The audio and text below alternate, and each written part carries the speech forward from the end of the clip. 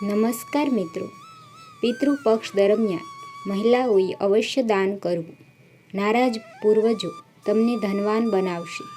પિતૃઓની તૃપ્તિ માટે દાનનું મહત્વ છે. પિતૃપક્ષ દરમિયાન મહિલાઓએ આ વસ્તુઓનું દાન કરવું જોઈએ. આનાથી પિતૃઓ પ્રસન્ન થાય છે. જો તમારા પરિવારમાં કોઈ પુરુષ નથી તો પિતૃપક્ષ દરમિયાન મહિલાઓ પિતૃઓને પ્રસન્ન કરવા માટે આ વસ્તુઓનું દાન કરી શકે છે.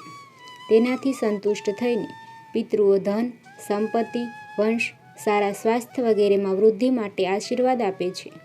ચાલો જાણીએ પિતૃપક્ષ પર દરેક વ્યક્તિએ કઈ કઈ વસ્તુઓનું દાન કરવું જોઈએ.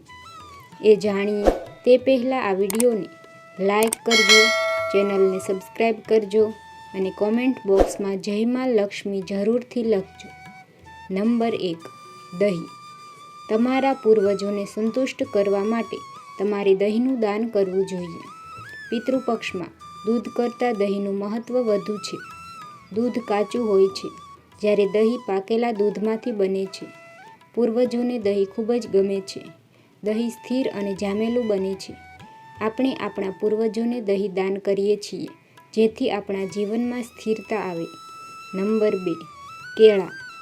પિતૃઓને પ્રસન્ન કરવા માટે પિતૃપક્ષ દરમિયાન પાકેલા કેળાનું દાન કરવું જોઈએ. કેળા એક સદાબહાર ફળ છે અને ભગવાન વિષ્ણુને પ્રિય છે. વિષ્ણુની કૃપા મેળવવા માટે કેળાના છોડની પણ પૂજા કરવામાં આવે છે. ભગવાન વિષ્ણુ વૈકુંઠ ધામના માલિક અને મોક્ષ પ્રદાતા છે. કેળાનું દાન મેળવીને પિતૃઓ ખુશ થઈ જાય છે અને પોતાના વંશજોને આશીર્વાદ આપે છે. નંબર 3, સફેદ મીઠાઈ.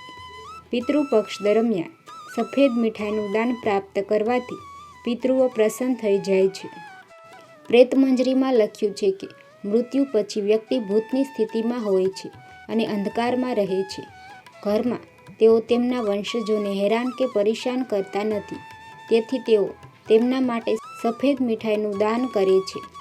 પિતૃઓને સફેદ વસ્તુઓનું દાન કરો. સફેદ રંગ સકારાત્મકતાનું પ્રતીક છે, જેને પ્રાપ્ત કરીને તેઓ ખુશ થાય છે. જો તમને આ વિડીયો પસંદ આવ્યો હોય તો વિડીયોને લાઈક, શેર કરજો અને ચેનલને સબસ્ક્રાઈબ કરી દેજો.